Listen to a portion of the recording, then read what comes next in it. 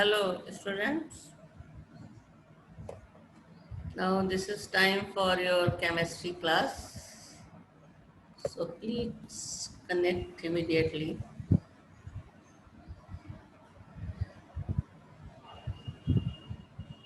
आज से तुम लोगों का नया चैप्टर शुरू होना है।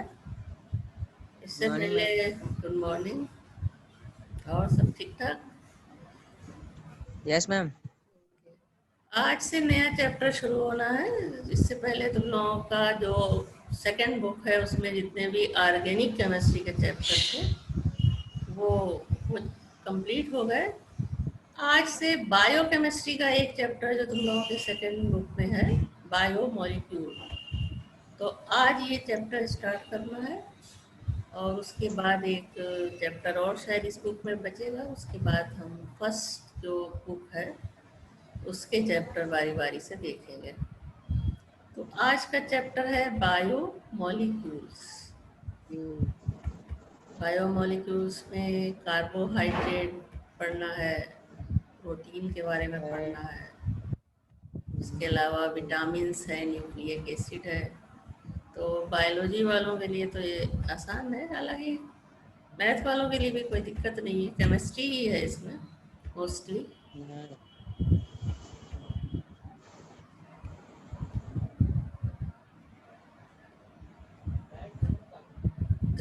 इस वक्त नेट स्लो हो जाता है, सुबह के टाइम बहुत तेज़ चलता है। जिन लोगों का 8 बजे क्लास रहता है फर्स्ट ईयर का, तो फट से खुल जाता है।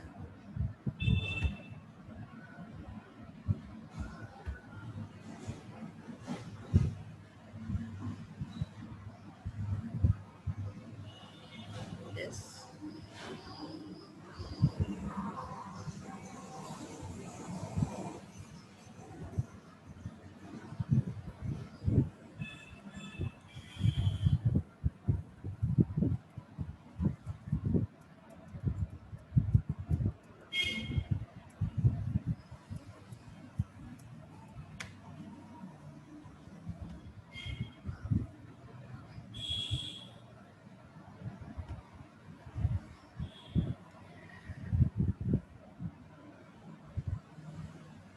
तो मैम आज लोड नहीं। हाँ नहीं आ रहा है, थोड़ा सा टाइम लेता है। बता रहे इस वक्त थोड़ा सा वो जो नेट है वो ज़्यादा स्लो हो जाता है। सुबह के वक्त बहुत तेज चलता है, आराम से खुल जाता है। तो 11 बाय, टू 2। हाँ 11 का क्लास सुबह रहता है, उसका जो है कोई दिक्कत नहीं होती, फटाफट खुलता है। इसमें थोड़ा टाइम ले लेता है, चलो खैर कोई बात नहीं। तो second year chemistry organic chemistry तो ख़त्म हो चुकी है। ये ऑर्गेनिक केमिस्ट्री का नहीं बल्कि बायो केमिस्ट्री का चैप्टर है। ऑर्गेनिक केमिस्ट्री में जितने चैप्टर थे 1 बाय 1 तुम्हारे कंप्लीट हो गए हैं। अब बायो केमिस्ट्री में है बायो मॉलिक्यूल्स। तो जिसमें क्या क्या पढ़ना है ये यहाँ पे पहले हमने सिलेबस दिखाया है। कार्बोहाइड्रेट, 2 मिनट बनाने लगा। कार्बोहाइड्रेट पढ़ना है, इसमें क्लासिफिकेशन, मोनोसेक्राइड में glucose and fructose and their DL configuration. उसके अलावा ओलिगोसेक्राइड में sucrose, lactose and maltose. Polysaccharide में starch, cellulose and glycogen and importance of carbohydrate. उसके बाद तुम्हें दिख रहा है ना क्लियर? Yes ma'am. ओके।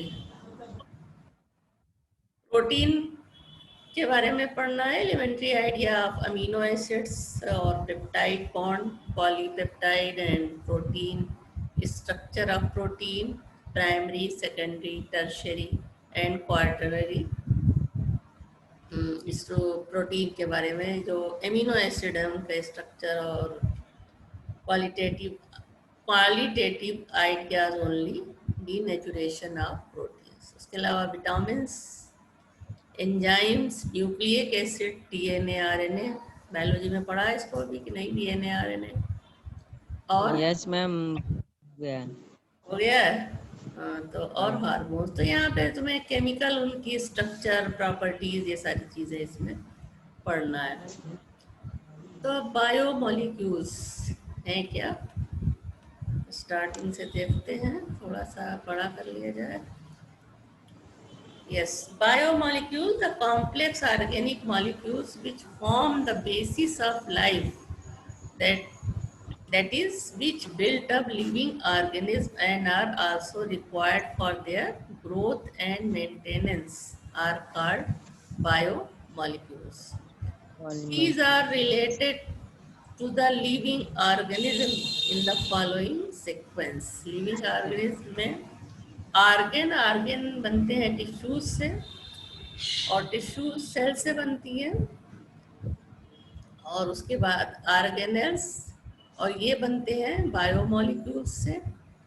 और बायोमोलिक्यूल्स कौन कौन से होते हैं? Carbohydrates, protein, nucleic acid, enzyme, lipids and hormones. तो इस चैप्टर में पता नहीं क्यों लिपिड छोड़ दिया, लिपिड भी होना चाहिए था, बहरहाल कोई बात नहीं, जितना है उतना तो पढ़ना ही है। तो फर्स्ट सबसे इम्पोर्टेंट पार्ट होता है कार्बोहाइड्रेट बायोमोलिक्यूल्स में, हालांकि सबकी अपनी इम्पोर्टेंस है।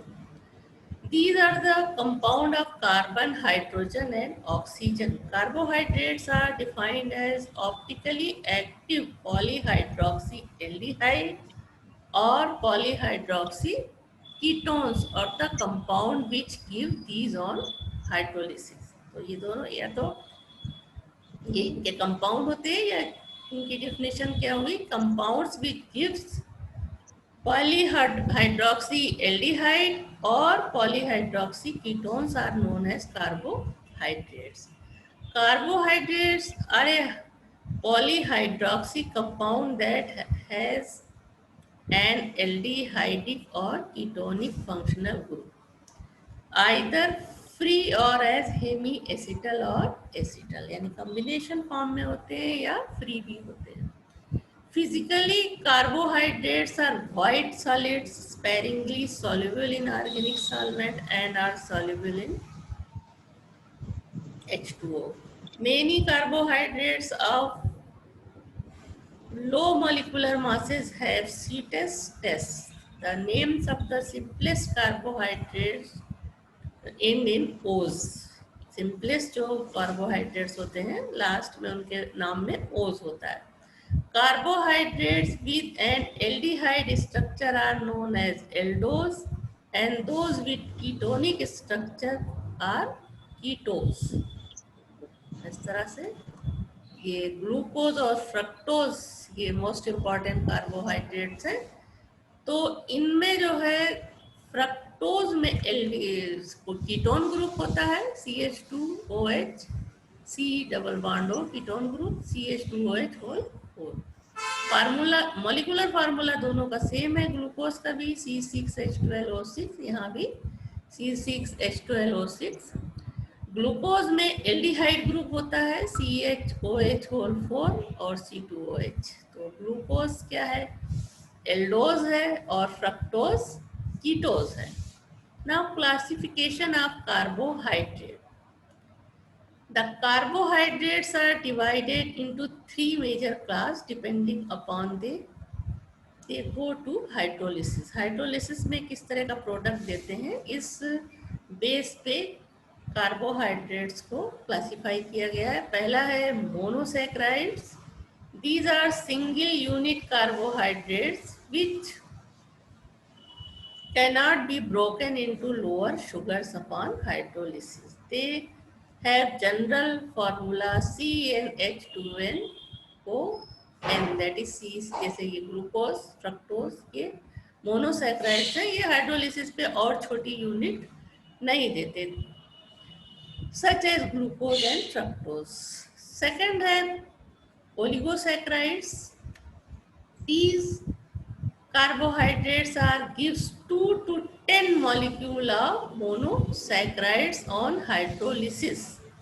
Oligosaccharides are classified as disaccharide, trisaccharide, tetrasaccharide on the basis of their hydrolysis. 2 molecule देंगे अगर हाइड्रोलिसिस पे तो वो डाइसैक्राइड कहलाएंगे, हाइड्रोलिसिस पे 3 मॉलिक्यूल देंगे तो वो ट्राइसैक्राइड कराएंगे, एंड जो कार्बोहाइड्रेट्स या ओलिगोसैकराइड हाइड्रोलिसिस पे 3 या 4 देंगे तो ट्राइसैकराइड या टेट्रासैकराइड या इसी तरह पेंटासैकराइड कहलाएंगे। Monosaccharides and oligosaccharides are known as sugars. Now polysaccharides, non sugar, ये ओलिगोसैकराइड्स और जो तुम्हारे मोनोसैकराइड्स ये सारे स्वीट टेस्ट में होते हैं। स्वीट सबसे ज़्यादा स्वीटेस्ट होता है ग्लूकोज और उससे भी ज़्यादा फ्रक्टोज। और पॉलीसैकराइड जो हैं ये नॉन शुगर है, यानी स्वीट नहीं होते हैं। These polysaccharides on hydrolysis leave a large amount of monosaccharides. Cellulose, insulin, glycogen are the example of polysaccharide. These are colorless amorphous solids insoluble in cold water. The carbohydrates are further classified as sugar and non-sugar. अब sugar and non-sugar क्या है? All the monosaccharides and disaccharides being sweet in taste are called sugars, while polysaccharides which are not sweet in taste are called non-sugar. Now reducing sugars and non-reducing sugar, ये दूसरे तरह का classification है। Those sugar which reduce tolerant reagent or failing solution or benthic solution are called reducing sugars, such as all monosaccharides, that is glucose, fructose, lactose, maltose, etc.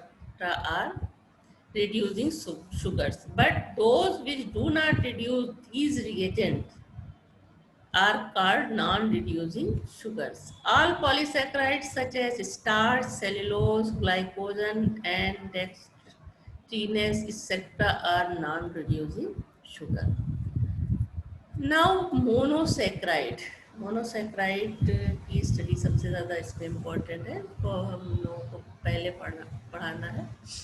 These are the simplest one unit non hydrolysation sugars. They have the general formula CnH2nOn, where N varies from 3 to 9 carbon atoms. About 20 monosaccharides occur in nature. The simplest are triose, सबसे simple monosaccharide जो है triose है। Glyceraldehyde Aldo triage, जिसमें कि aldehyde group होगा वो triage लगाया जाएगा उसमें। तो सिंपलेस्ट है C3H6O3, मॉलिक्यूलर फार्मूला इसका यही होगा। ये N है, 2 नहीं है, CnH2nOn, तो यानी कि 3 हाइड्रोजन डबल होगा और ऑक्सीजन उतना ही होगा जितना कि कार्बन। तो ग्लिसरल्डिहाइड, उसके अलावा जब कीटोन ग्रुप होगा तो डाईहाइड्रोक्सिल एसीटोन या keto triose. The most important naturally occurring monosaccharides are pentose and hexose. A common pentose is ribose and 2 common hexose are glucose and fructose. Hexose means 6 carbon होंगे तो वो hexose कहलाएंगे, और ये carbon 6 किस में होते हैं? ग्लूकोज और फ्रक्टोज में।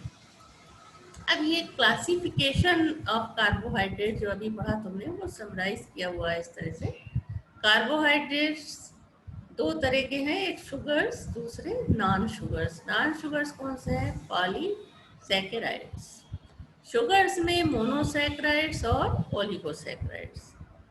मोनोसैकेराइड्स एल्डोज यानी जिसमें एल्डिहाइड ग्रुप होता है, और कीटोसैकेराइड जिसमें कि कीटो ग्रुप होता है। ओलिगोसैकेराइड्स को इस तरह से क्लासिफाइड किया गया है: डाइसैकेराइड, ट्राइसैकेराइड, टेट्रासैकेराइड, फिर यहाँ पेंटासैकेराइड, टेट्रासैकेराइड, फिर पेंटासैकेराइड एंड देन हेक्सासैकेराइड। जितने हाइड्रोलिसिस पे 2 से 10 तक जब ओलिगोसैकेराइड मोनोसैकेराइड देंगे उसी हिसाब से उनको डाइसैकेराइड, ट्राइसैकेराइड या टेट्रासैकेराइड जो भी होंगे नाम दिया जाएगा। नाउ कॉन्टियल कॉन्फ़िगरेशन, ये इम्पोर्टेंट टॉपिक है तुम्हारे मोनोसैकेराइड के लिए। Glyceraldehyde is simplest monosaccharide and is an aldose. It contains one chiral carbon atom and may exist in two enantiomeric forms. उसमें पढ़ा था तुम लोगों ने आइसोमेरिज्म में।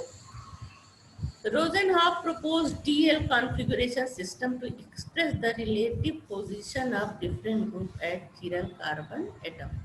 In this system, glyceraldehyde is taken as reference molecule, which are designated as D and L form. इस तरह से D form means dextrorotatory and L means leo-rotatory. ये जो ऑप्टिकल आइसोमेरिज्म में ये टर्म यूज होते हैं।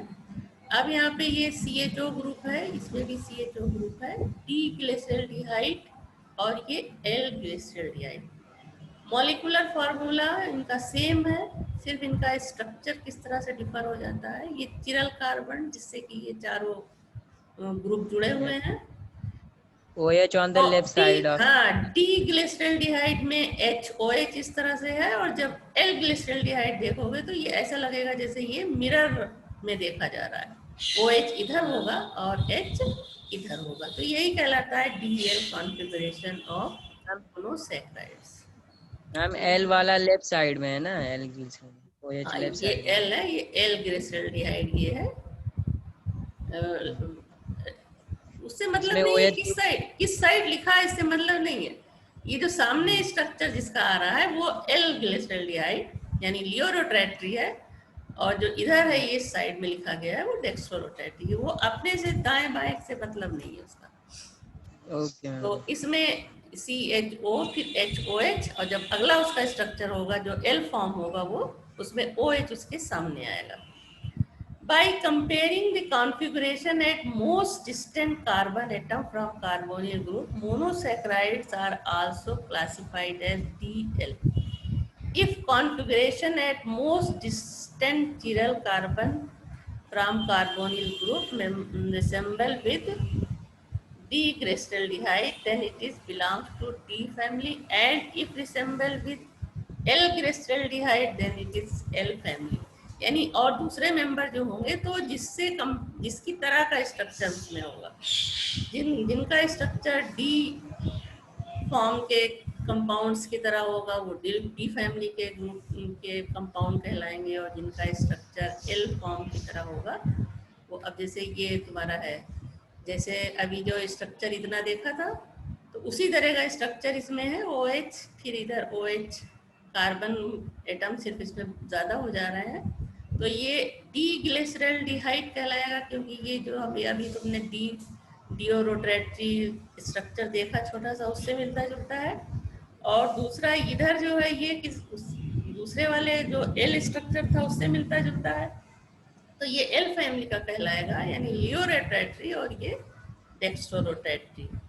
तो उसी से कंपेयर किया जाएगा, जो अभी स्ट्रक्चर दिखा करके तुमको यहाँ बताया था कि इस स्ट्रक्चर से कंपेयर किया जाएगा।